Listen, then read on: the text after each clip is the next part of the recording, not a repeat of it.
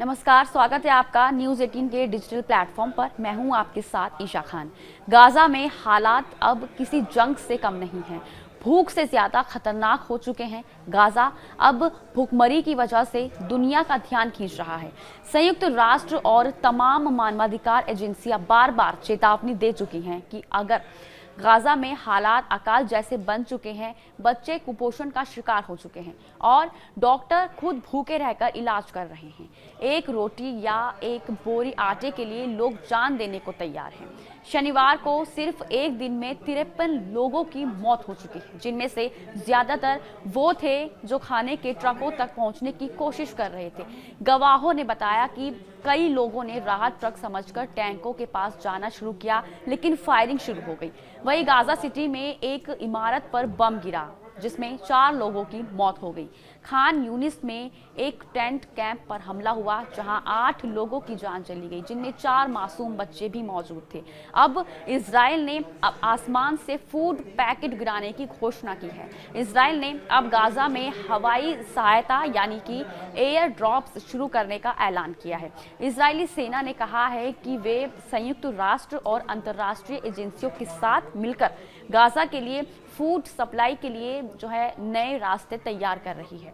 UN राहत काफिलों के लिए नए कॉरिडोर खोले जाएंगे ताकि जमीन से भी राहत पहुंचाई जा सके। इसके अलावा एक नई प्रणाली गाजा ह्यूमैनिटेरियन फाउंडेशन शुरू की जाएगी, जो मानवीय सहायता के लिए वितरण में मदद करेगी।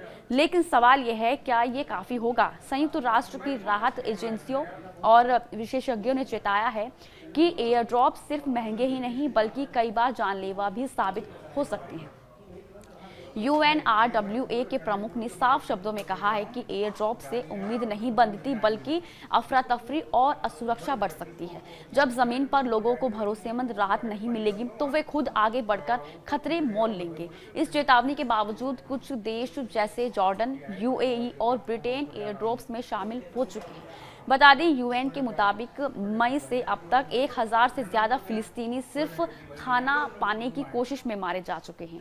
ट्रक आते ही गोलियां चलने लगती हैं। कई बार राहत सामग्री के पास पहुंचने से पहले ही भीड़ पर हवाई हमले हो जाते हैं। एक ही परिवार में 2-2 बच्चों की मौत भूख या फिर गोली से हो चुकी है। अब सवाल यह है, अगर खाना पाने की कोशिश में जान चली जाए तो क्या इसे राहत कहा जा सकता है? इजराइल की सेना ने दावा किया है कि गाजा में ऑपरेशन अभी जारी है और कोई भुखमरी नहीं है। ये बयान तब आया है जब इंटरनेशनल मीडिया और रिपोर्ट्स ने भूख से तड़पते बच्चों की तस्वीरें साझा की। इसके तुरंत बाद ही सोशल मीडिया पर इजरायली दावे की तीखी आलोचना हुई है। यूनिसेफ, WHO और UNRWA जैसे एजेंसियों ने कहा है कि गाजा में कई इलाकों में अब फेमिन लेवल की स्थिति है। फेमिन लेवल यानी कि पूरी तरह से अकाल जैसी स्थिति बन चुकी है। इजराइल ने यह भी कहा है कि वे मानवीय पोज यानी अस्थायी युद्ध विराम की योजना बना रहा है ताकि राहत सामग्री सुरक्षित तरीके से पहुंचाई जा सके।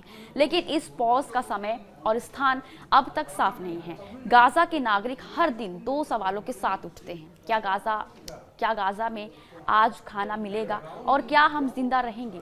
इस पूरे संकट के बीच एक और बड़ा बयान वो सामने आया है इटली की प्रधानमंत्री जॉर्जिया मेलोनी का।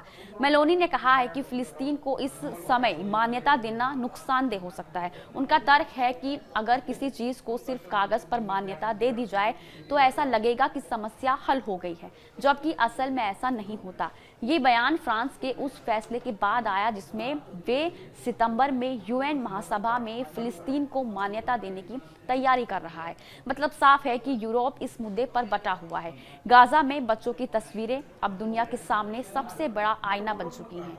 भूखे बच्चे, टूटी हुई किताबें, अधजले खिलौने और मलबे में पड़ी लाशें, यही है उनका बचपन। स्कूल अब खंडर हैं, अस्पतालों में दवाइयों से ज्यादा आंसू हैं और सबसे दर्दनाक बात, भविष्य अब एक डरावना सपना बन चुका है। इजराइल और फिलिस्तीन के समर्थक दुनिया भर में सोशल मीडिया के जरिए अपना पक्ष रख रहे हैं, लेकिन ग्राउंड पर मौजूद पत्रकारों और राहत एजेंसियों की रिपोर्ट एक ही बात कहती है कि हालात बेकाबू हैं और इंसानियत मर रही है।